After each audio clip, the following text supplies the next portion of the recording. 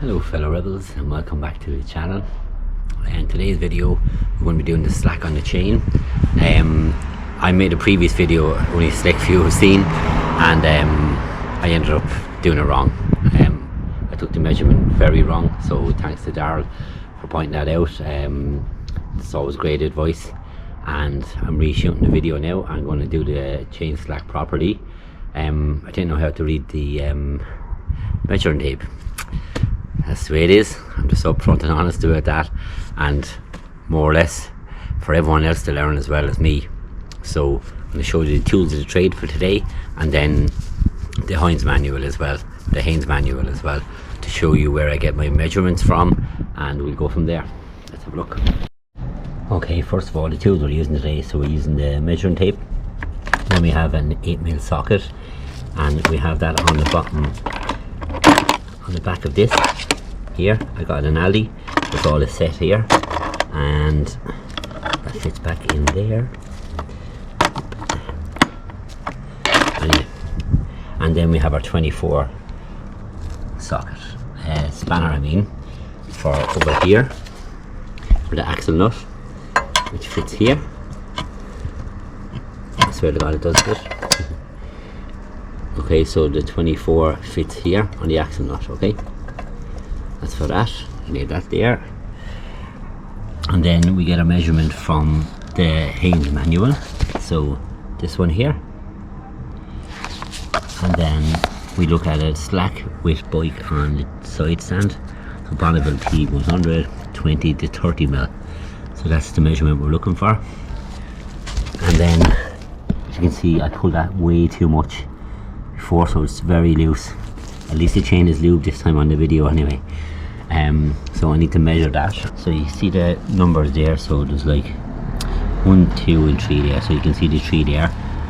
So there's 10mm to every 1 centimeter. Okay, so I didn't measure that properly. So what we need is, we need it between 20 and 30. So 20 is here and 30 is there. Okay, so that's the mil. That's how you know. Up here is the inches. I done it by the inches last time, so I done it by like this way. So I done it like 3-4 inches, which is way too much. So I was measuring it from, say, under here, there. That was way too much, you know what I mean? So it needs to be a lot tighter, but that's what we'll do. So yeah, learn to read the tape measure. It might sound simple, but I've never used it really for much, so I never really learned it. So that's it. So 10mm, 20mm, 30mm, 40mm, blah, and all on there. So 1 centimeter, 2, 3.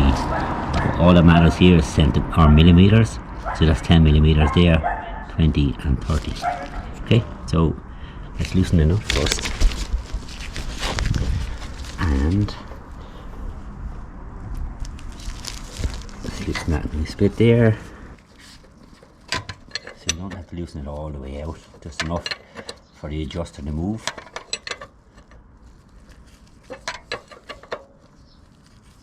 So when I pull this down, it's 110mm. Okay, so when I pull it down here, so that's 110mm. Okay, so then when I push it back up, 30mm. So the 70mm I'll play on it, which should be like that. It should be between 20 and 30. So we have a good bit of tightening to do on it. But that was my mistake, but that's how we learn. So then to tighten it, let's go anti-clockwise, we'll go left. Okay, so you can see it's like a quarter turn at a time. Thereabouts anyway. Some difference in that again already. So pull it down. So that's at about nearly 90mm now. Say 85.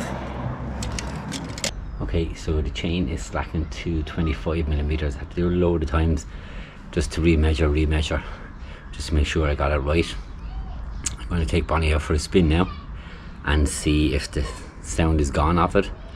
Hopefully anyway it's gone, and fingers crossed I done it right this time, but it's a lot tighter than what it was, that's for sure. So let's put on the rest of our bike gear and head out for a spin.